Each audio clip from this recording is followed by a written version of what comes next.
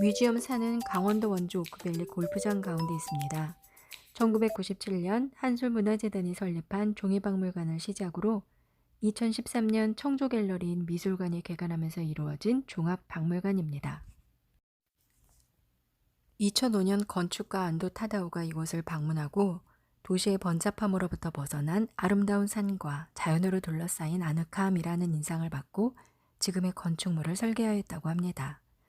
이곳 말고도 안도 타다오의 작품은 제주도의 본태박물관, 글라스하우스, 유민미술관, 서울 해화동의 재능교육 건물 등이 있으며 노출 콘크리트, 빛, 물이 어우러지는 것이 특징이라고 할 수 있습니다. 주차장에 차를 세우고 나면 마주 보이는 건물이 웰컴 센터입니다. 자, 그럼 안으로 들어가 볼까요? 웰컴 센터에서 관람권을 구매합니다. 관람권은 4가지 종류가 있어요. 박물관이랑 미술관, 그리고 야외 가든만 볼 사람, 박물관, 미술관, 야외 가든에 제임스 터렐까지 볼 사람, 박물관, 미술관, 야외 가든과 명상관 볼 사람, 그리고 모든 걸 다 볼 사람, 이렇게 구분되어 있습니다. 저는 제임스 터렐관까지 보는 것으로 표를 구매했습니다. 표를 끊고 안으로 들어갑니다.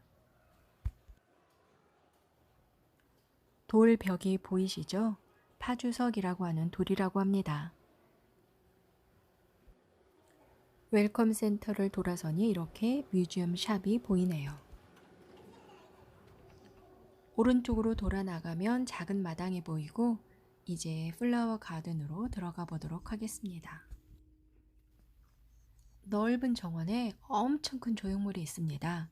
무엇으로 보이시나요? 저요? 저는 달려가는 사람 같습니다. 그런데 새라고 하네요. 이것은 마크 디 수베로가 1995년 제라드 먼리 홉킨스를 위하여 라는 이름으로 제작한 작품입니다. 작품이 돌아가는 것이 보이시나요? 우리는 이렇게 움직이는 예술을 키네틱 아트라고 합니다. 제라드 먼리 홉킨스는 영국 출신으로 가톨릭교 사제이자 시인이에요. 1870년대에 쓰여진 황조롱이라는 시를 읽고 마크 디 수베로는 영감을 받아 이 작품을 완성하였다고 합니다. 마크 디 수베로는 쇠막대기, 자동차 타이어를 이용한 작가로 크레인을 조각 작업에 처음 사용한 예술가라고 하는데요. 이 작품 역시 폐기물에 가까운 건설 자재를 이용하여 제작하였다고 합니다. 안으로 걸어가면 이렇게 자작나무 숲길이 나옵니다. 전에 소개한 박수근 미술관에도 자작나무 숲길이 있었죠. 자작나무는 탈 때 자작자작 소리를 낸다고 해서 자작나무라고 해요. 이곳의 지형을 따라 길을 만들어서 올라가고 내려가고 합니다.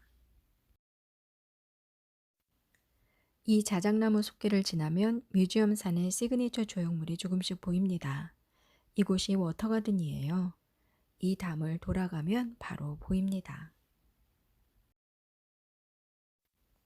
알렉산더 리버만의 아치웨이. 커다란 쇠 파이프 같은데 무척 가벼워 보여요.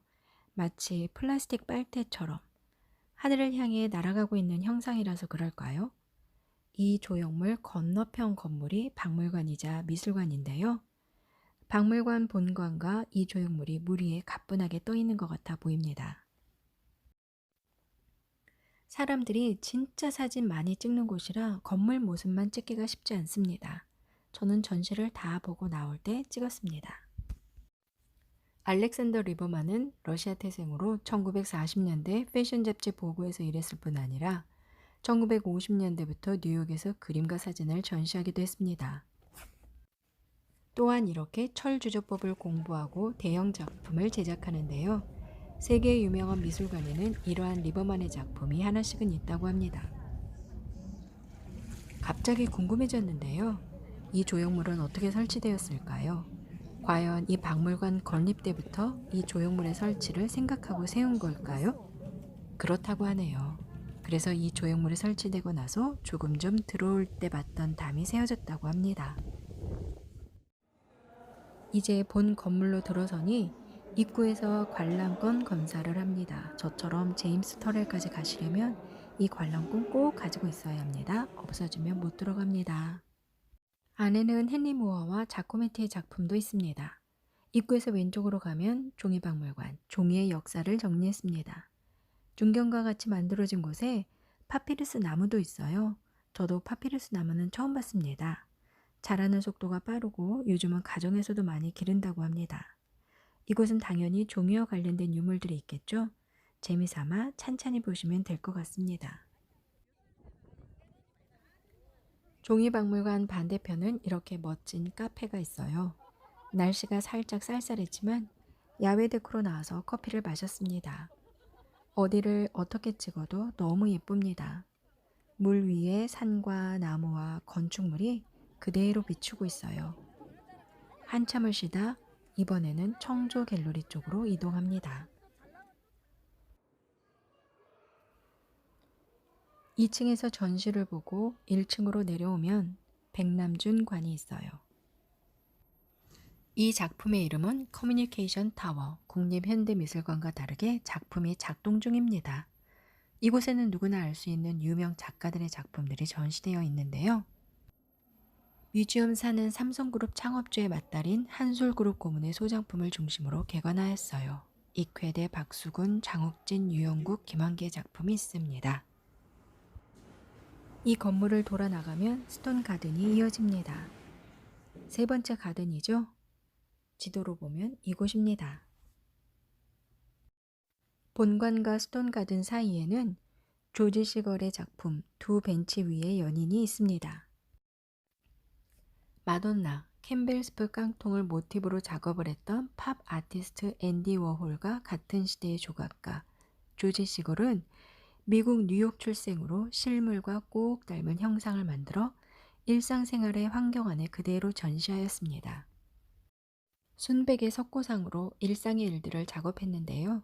색이 없는 석고 또는 단색의 조각상들은 그 모습 그대로를 조각했음에도 도심 속의 유령, 그림자, 고립감, 고독감으로 인식되기도 합니다. 스톤 가든으로 나오니 이렇게 돌이 군데군데 쌓여 있습니다. 무엇처럼 보이시나요?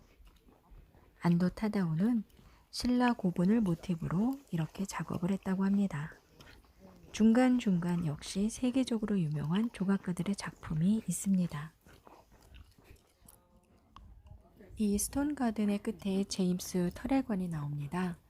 빛과 공간의 예술가, 빛이 일으키는 효과와 받아들이는 방식에 관한 작업을 한다고 합니다. 6개의 전시장이 있는데요. 여기는 촬영이 안 될 뿐 아니라 아주 어둡습니다. 안내자를 따라서만 이동할 수 있어요. 개별 이동은 안 되고 제임스 터렐의 배우자는 한국인 화가 이경림이라는 분입니다. 제임스 터렐관까지 보고 나왔습니다. 사진을 찍다 보면 어디 하나 안 예쁜 곳이 없어요. 산속에 있는데도 많은 분들이 찾아오는 곳이기도 하고 젊은 친구들이 와서 사진을 열심히 찍기도 합니다. 원주역에서 셔틀버스가 다니거든요. 저는 봄, 여름, 가을, 겨울 중에 특히 가을 단풍이 들었을 때 이곳 풍경을 참 좋아합니다. 올해는 가을이 다 지나갔네요. 그래도 언제 이곳 강원도를 가는 길이라면 꼭 한번 들러보시길 추천하는 곳입니다. 시간 넉넉하게 하루를 준비하고 오세요. 한두 시간 즐기기에는 아주 아까운 곳입니다.